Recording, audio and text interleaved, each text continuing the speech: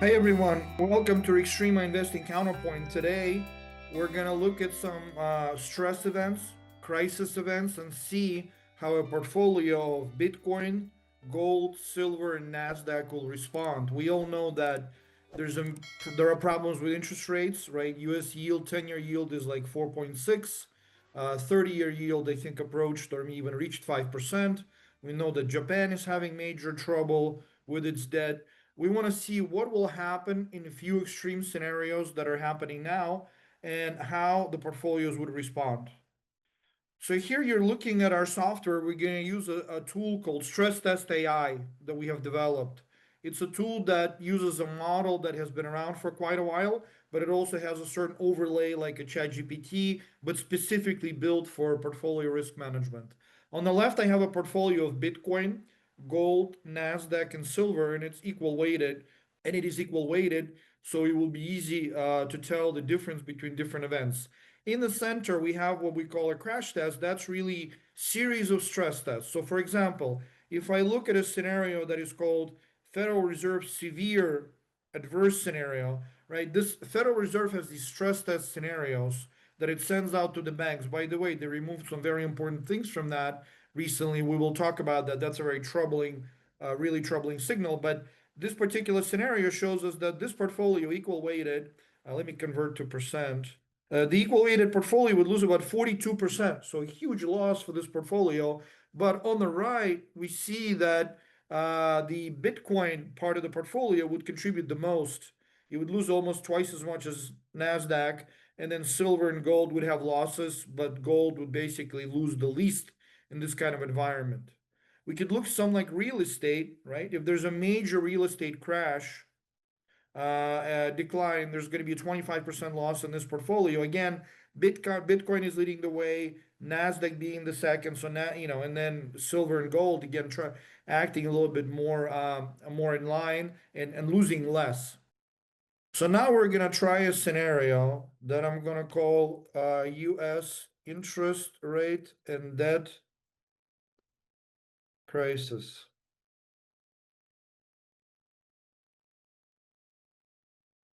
Okay, let's try to add this scenario.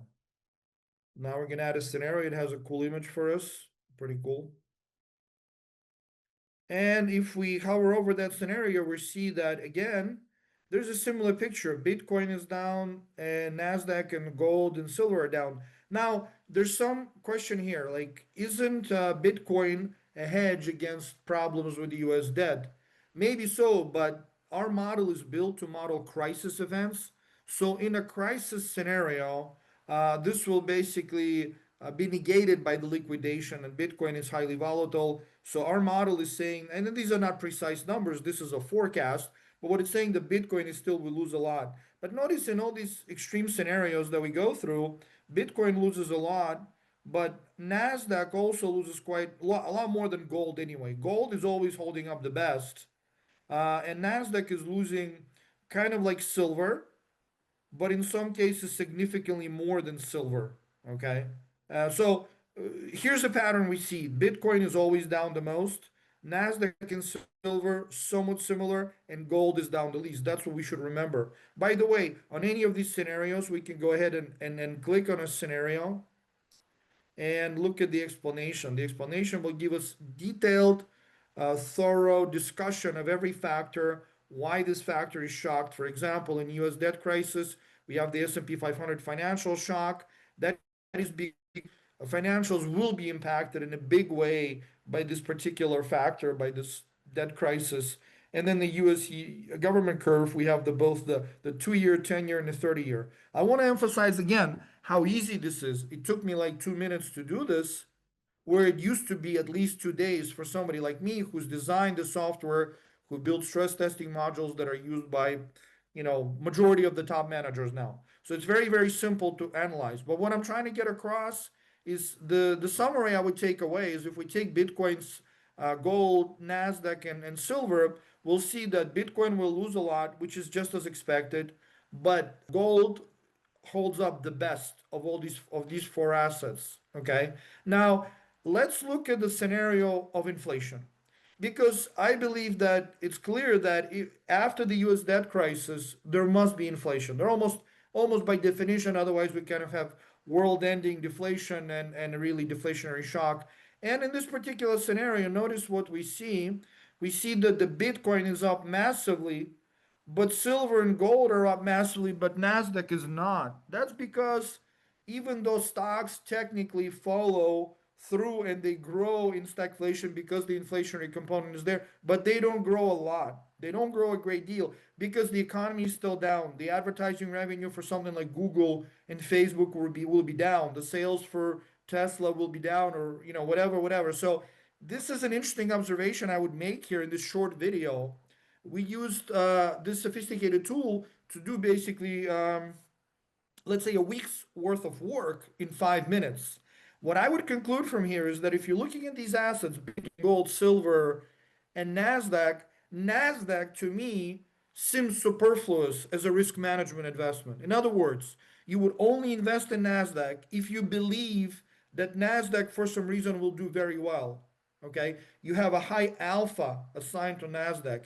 If you don't have a high alpha as a risk in a risky portfolio, it seems superfluous because it does badly in bad scenarios, but it doesn't compensate you in a scenario that we would deem the most likely, which is the inflation scenario.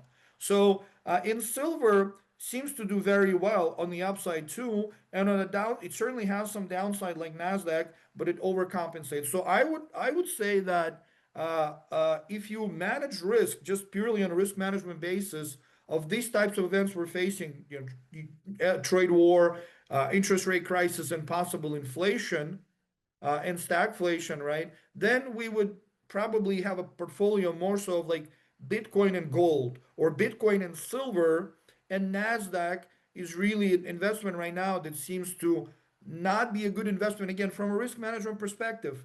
If you have a high alpha on Nasdaq for some other reason, for example, you think that AI will take over the world and so on, and Nvidia will just like triple from here, which is not impossible. I'm a bit skeptical about that, even though we are a stress test AI, this technology, right? Which is not intellect, of course. AI is not intellect.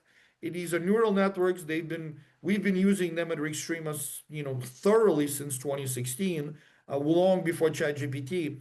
But I hope you understand that now, right?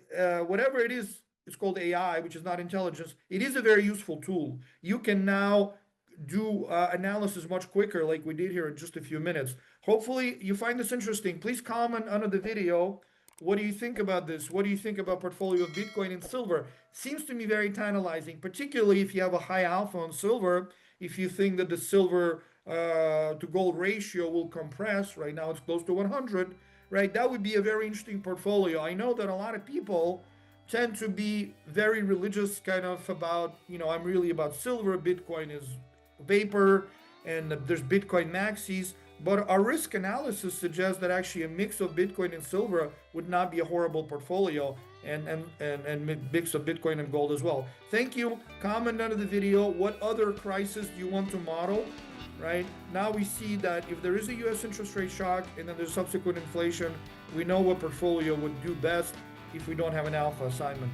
Thank you so much. We'll see you soon. We'll do a lot of these scenario analysis. We have these awesome tools now that we build ourselves that we're going to use to bring you some knowledge. Take care. Bye.